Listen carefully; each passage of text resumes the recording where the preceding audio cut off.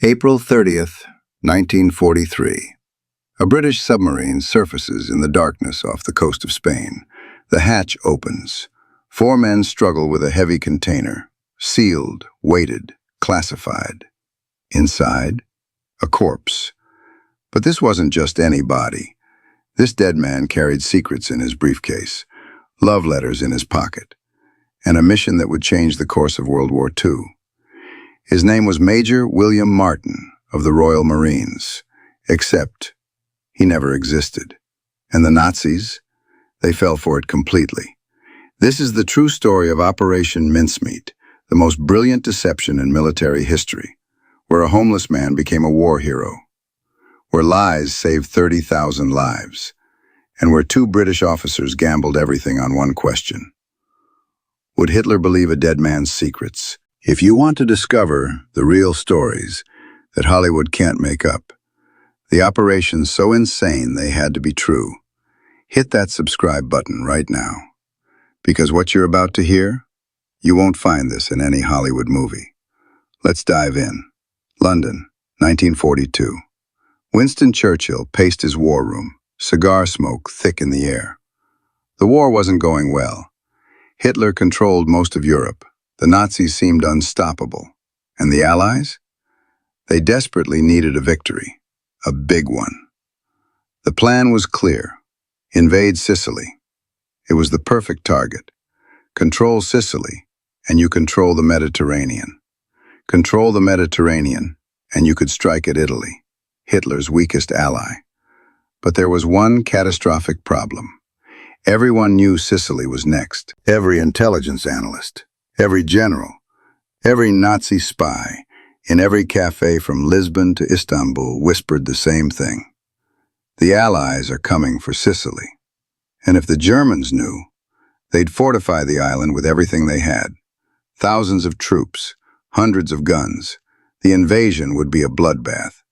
British planners estimated 30,000 Allied soldiers would die in the first wave alone. 30,000 lives. Churchill called his top intelligence officers to a secret meeting. The message was simple. Make them think we're going anywhere but Sicily. But how do you fool Hitler, the most paranoid man in Europe, the man who trusted no one? Enter 2 of the most unlikely heroes of World War II. Flight Lieutenant Charles Cholmondeley, an RAF officer with a wild imagination and 0 combat experience. His job, thinking up crazy ideas most people dismissed as impossible. And Lieutenant Commander Ewan Montague, a brilliant lawyer turned naval intelligence officer, a man who turned crazy ideas into reality. In a smoke-filled office in London, these 2 men stared at a map of Europe. Cholmondeley broke the silence. What if we made the Germans find our invasion plans? By accident. Montague raised an eyebrow. Go on. What if a British courier crashed into the sea carrying top-secret documents? Documents that showed we were invading Greece and Sardinia, not Sicily. Montague leaned back. The Germans would intercept the body, read the documents, and believe them. Exactly. There was just one small problem. They needed a corpse. Here's where this story gets dark. You can't just walk into a morgue and say, "Hi, we need a dead body," to trick Hitler. The body had to be recently deceased, male, military age in his 30s, with no obvious cause of death, and available in complete secrecy. Oh, and one more thing. It had to look like he drowned in a plane crash. For weeks, Cholmondeley and Montague haunted London morgues like ghosts. They whispered with coroners. They made quiet arrangements. And then they found him. Glyndwr Michael, a 34-year-old homeless man from Wales. He died in January 1943 after eating rat poison. Probably suicide, possibly accidental. No family, no friends, no one to ask questions. But here's the genius part. Rat poison causes fluid in the lungs, the same thing that happens when you drown. To a Spanish coroner in 1943, Glyndwr Michael's body would look exactly like someone who died at sea. Now came the hardest part. They had to turn this homeless man into a believable British officer. Not just believable, perfect. Because if the Germans suspected anything, the entire operation would fail. The invasion would fail. 30,000 men would die. Real quick, I want to know, would you have volunteered for a mission like this? Knowing that if you failed, thousands would die. Drop your answer in the comments. I would, or no way. I'm reading every single one. Montague and Cholmondeley didn't just create a fake identity. They created a life. Meet Major William Martin, Royal Marines. Born 1907, Catholic, engaged to be married. They went to a theater costume shop and bought a complete Royal Marine uniform. Perfectly worn, perfectly authentic. They raided their own wallets for bus tickets from London, receipts from fancy restaurants, a stern letter from Lloyd's Bank about an overdrawn account of £79 and 19 shillings, and tickets to a West End show. But the masterstroke? The love letters. Montague's secretary, a woman named Hester Leggett, wrote passionate letters as Pam, William Martin's fiancée. I love you with all my heart. The days without you are endless. They even included a photo. Not of Hester. That would be too risky if someone recognized her. Instead, they used a photo of an MI5 clerk who looked appropriately pretty and innocent. They added a receipt for an engagement ring, a bill from a London jeweler, a letter from Martin's father written by Montague himself, and an angry note from his bank manager. Think about this. They created an entire person, with dreams, debts, a fiancé waiting at home. And the whole point? To make his death feel real. Now, for the actual secrets Major Martin would carry. This wasn't just about tricking some low-level Nazi clerk. This had to convince Hitler's top intelligence officers, paranoid, brilliant, ruthless men who suspected everything. Inside a leather briefcase chained to Major Martin's wrist, they placed 2 letters. The first was from General Nye to General Alexander. The letter casually mentioned that the Allies were preparing a massive invasion of Greece, with a smaller feint toward Sardinia. Sicily? Barely mentioned, just a cover story to hide the real targets. The second letter was from Lord Louis Mountbatten to Admiral Cunningham. This letter introduced Major Martin as a specialist in amphibious warfare. It was chatty, informal, the kind of letter that couldn't be fake because why would you fake something so mundane? But here's the genius. The letters never said, "We're invading Greece." That would be too obvious. Instead, they assumed it. They referenced it casually, like everyone already knew. That's how you sell a lie. You don't shout it. You whisper it like it's obvious. Winston Churchill himself had to approve the operation. He read the letters, studied the photographs of Pam, examined every detail. Then he looked up and said 6 words. This might just work. Proceed. On April 17, 1943, Glyndwr Michael's body was packed in dry ice inside a steel canister marked Optical Instruments, Handle with Care. The canister was loaded onto a truck in London. Destination, Holy Loch, Scotland. There it would be loaded onto HMS Seraph, a submarine. And the countdown began. April 30th, 1943. HMS Seraph cut through the dark waters off the coast of Huelva, Spain. Why Spain? Spain was officially neutral, but everyone knew they had Nazi sympathizers everywhere, especially in the Spanish intelligence service and military. Documents found on a British body would reach German hands within hours. Captain Bill Jewell commanded the submarine. Only he and 4 trusted officers knew what was in the canister. As they approached the drop zone, they opened it. The stench was unbearable. Glyndwr Michael had been dead for 3 months. Even with dry ice, the body was decomposing. But that was good. It made the drowning story more believable. They dressed the body in the Royal Marine uniform, attached the briefcase to his wrist with a chain, placed the letters carefully in the inner pocket, along with all the personal effects. They even put his identity discs, his military dog tags, around his neck. At 4:30 in the morning, in complete darkness, They carried the body to the deck. Captain Jewell gathered his men. In the middle of enemy waters, surrounded by darkness and death, he did something extraordinary. He read a prayer. For as much as it hath pleased Almighty God to take unto himself the soul of our brother here departed, we therefore commit his body to the deep. Then they released the body into the sea. Major William Martin drifted toward shore, briefcase still chained to his wrist, secrets intact. HMS Seraph turned and disappeared into the darkness. Now came the hardest part.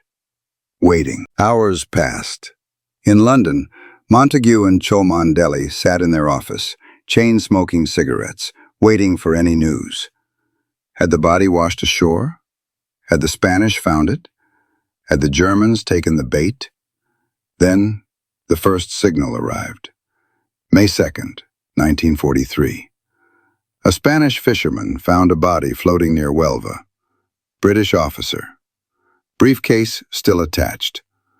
The local Spanish authorities notified the British consulate, as protocol demanded. But here's what the British didn't know yet. The Spanish also notified their German contacts. May 4th. British intelligence received a coded message.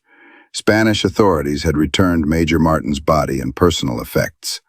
Everything seemed normal. But Montague knew the Spanish. He knew they would have opened that briefcase. The question was, did they photograph the documents? And did those photographs reach Berlin? Before we find out if Hitler fell for it, if you're hooked on this story, smash that like button right now and comment, did Hitler believe it? Let's see how many of you are still with me. Now back to the story.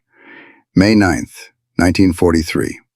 Montague received a top-secret decrypt from Bletchley Park, the British code-breaking headquarters. The Germans had sent a message to Madrid.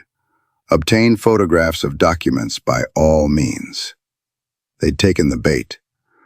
Over the next week, British intelligence intercepted more messages. Hitler personally ordered troop reinforcements to Greece. Panzer divisions were moved from Sicily to Sardinia. Naval units repositioned to the Aegean Sea. Coastal defenses in Greece were massively reinforced. But the smoking gun came on May 14th. Hitler met with Admiral Dönitz, head of the German Navy. British spies recorded the meeting. Hitler's exact words: "Sicily is clearly a deception. The real targets are Greece and Sardinia. Reinforce them immediately." Montague and Cholmondeley sat in stunned silence when they heard. It worked. The most powerful military machine in history, battle-hardened, paranoid, ruthless, had been fooled by a dead homeless man and fake love letters. July 9th, 1943. Operation Husky, the Allied invasion of Sicily, began. 160,000 troops, 3,000 ships, 4,000 aircraft. They expected a bloodbath. They expected 30,000 casualties in the first wave. But when they hit the beaches, minimal resistance. The Germans had moved most of their forces to Greece. The Italian defenders, demoralized and under-equipped, surrendered quickly. Sicily fell in just 38 days. Allied casualties? Around 5,000. Terrible, but far less than predicted. How many lives did Operation Mincemeat save? Historians estimate at least 25,000 Allied soldiers. 25,000 men who went home to their families because two British officers had a crazy idea and a dead man carried their secrets. After the war, Operation Mincemeat remained classified for years. Ewan Montague finally published the story in 1953 in his book, The Man Who Never Was. It became an international bestseller. A movie was made in 1956, another one in 2022. But here's what haunted Montague for the rest of his life. Glyndwr Michael, the homeless man, the forgotten man. For decades, his identity remained secret.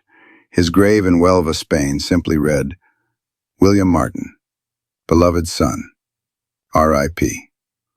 Only in 1997, over 50 years later, did the British government finally add his real name to the gravestone. Glyndwr Michael. Served as Major William Martin, RM. Think about that. A man who died alone, forgotten by society, used rat poison to end his pain. But in death, he became a hero. He saved 25,000 lives, changed the course of history, helped defeat Hitler. Ian Fleming, the creator of James Bond, worked in British naval intelligence during World War II. He knew about Operation Mincemeat. Many historians believe it inspired some of his most famous spy plots.